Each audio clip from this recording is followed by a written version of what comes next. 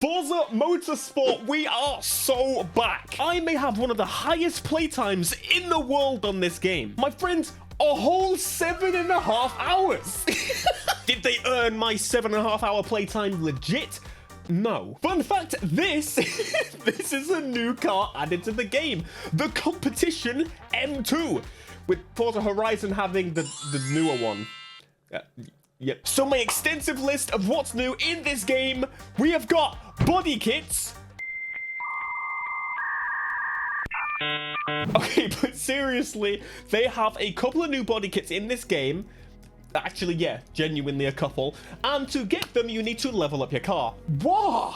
Level 50? Yes, my friends. I have put the time in to get to level 50 to show you what's new about this game. This model is a bit of a meme at this point, and the reason is it's completely wrong. Welcome to the S15 Sylvia, and it's made a little bit odd by the ray tracing. It looks significantly better than it has previously because the lighting here is really good. We'll jump to the photo mode very quickly, and we all know it's wrong. However, we can put a pretty over the top of it. Man, what is the lighting in this? It's just so...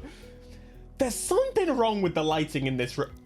Ignoring it. Now, we have got ourselves over to the conversion body kits. And in fact, we have got two. So one of them is returning. It's the Rocket Bunny kit. But that, my friends, that's not why we're here. Welcome to the KRC Japan body kit. That looks awesome. That front bumper especially. Mwah, fantastic. Let's apply that. Now, I have not done any... Oh, hang on. We can swap the engine as well. Absolutely. V12.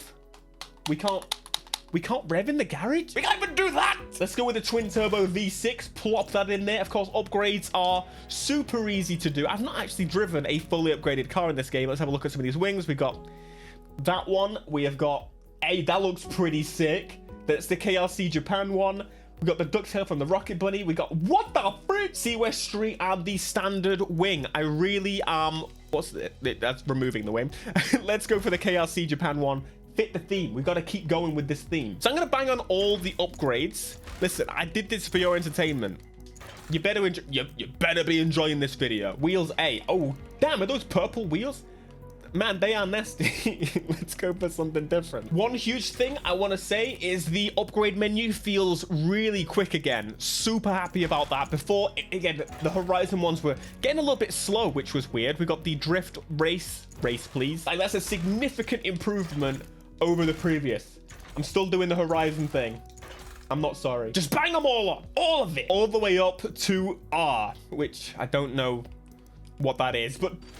let's go for it. Look at this machine. It looks magnificent. The fitment is disgusting, but apparently they've removed that as well. That's something else that's completely... That's everything I'm like expecting to be here is just gone. But this is so spicy. Ignore the exhaust. But Theo, like the title, it says that you cheated to get this car. I did, folks. To get access to this body kit, you have to play the game quite a lot. They've reduced it in an update, which is why I thought, let me give it a test. See how it gets on. It's a little bit quicker now. So I decided to set up the game to autoplay itself and keep driving around the track. Now, they've made it a little bit annoying to do so. You start to press a button, make sure that you're still there. This could be circumvented. All you really need to do is push up on the stick. So I just leaned it on my keyboard. Here we are, 2023. This, my friends, this is gameplay. Hell yeah, brother. Brother. To give you a quick tutorial on how to do this, you go to advanced setup, and the settings are pretty straightforward. Pick the car you want to upgrade. What you want is the Le Mans circuit, the old circuit, and the number of laps basically dictates the levels you're gonna go up. I set mine on 50. That's not required, but you can leave mid-race. Turn the number of driver tires all the way down, and that's all the settings you need from here. By the way, I got a new GPU, so this is looking crispier than it, well, did before. On the actual settings, you want braking, throttle, steering as fully assisted as possible. And that's it. It's actually quite funny because what the car does, it decides to just drive exactly to where the line is and follow it. Yeah, normally I would be kind of against doing something like this, but ultimately I'm not really here to slowly build out every single car, especially if there's a car that maybe I want to try out and see if it's actually any good, and then turns out that it's not quite what I'm looking for, so I wasted hours of my time. Created a random event. This is looking ideal, considering I have full slicks on, or semis. I don't actually know. They're just race tires now, but this model has, I don't want to say it's improved, but because of the new lighting, it actually looks pretty good. And also the replacement of that front bumper, which is really the most offensive part of this car, it looks really good. So the best thing about this game is the body kit that, oh no, I've been scared for my life. But holy crap. Oh, hang on. I was like, am I just spinning in place? Let me just, yep. Look at the crowd of Evos behind me. There's so many of them, those terrible, terrible models. Okay. This feels more race car than ever. I actually really do like the sound of this engine. I know there's a lot of engines that had a bit of a downgrade. Oh my god, it's for full pissing track of them. I will escape these awful, terrifying car models. What, and a whole track of just the worst car models that exist. But no, this feels much more planned than ever. I'm actually really enjoying the wet driving on this. So the whole kind of gist, the idea behind this video is ultimately I wanted to really just talk about, wait, this difficulty.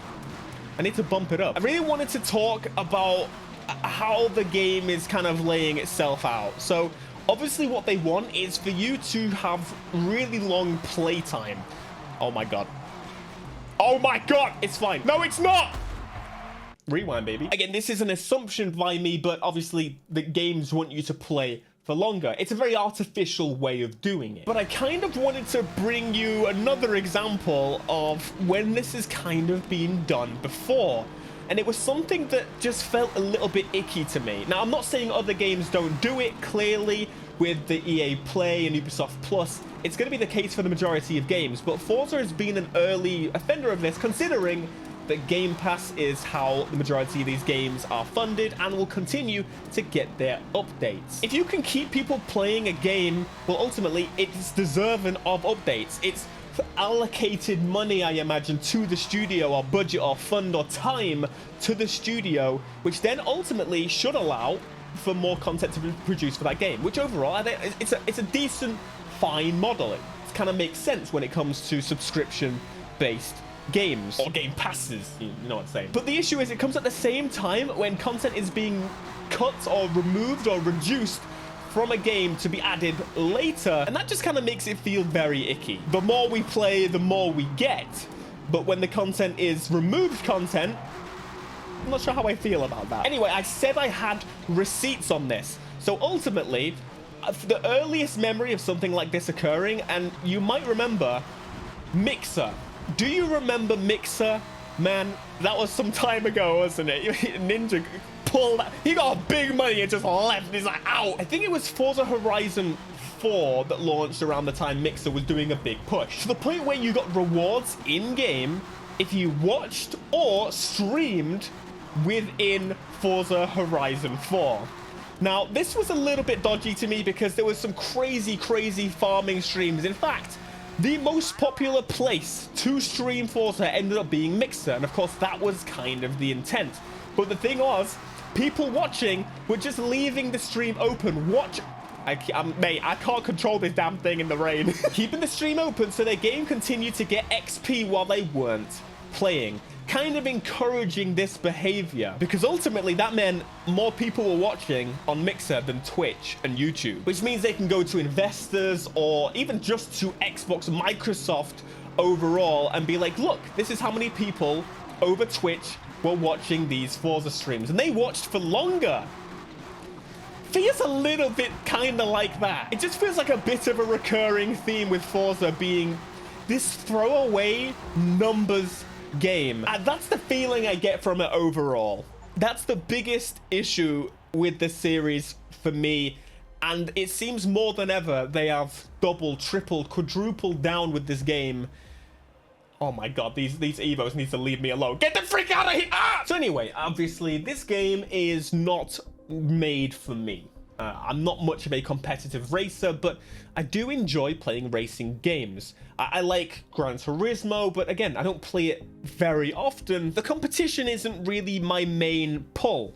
I mostly just want to drive some cars and have fun, and that's where Horizon will always kind of better this series to me. Like, I get I'm not the main market for it, but Forza's always shown itself to be a game, and some of the main points that make it really, really enjoyable have been taken to then be given to us later, and there's nothing to prevent me just kind of cheating to get the things, because ultimately I'm still playing longer.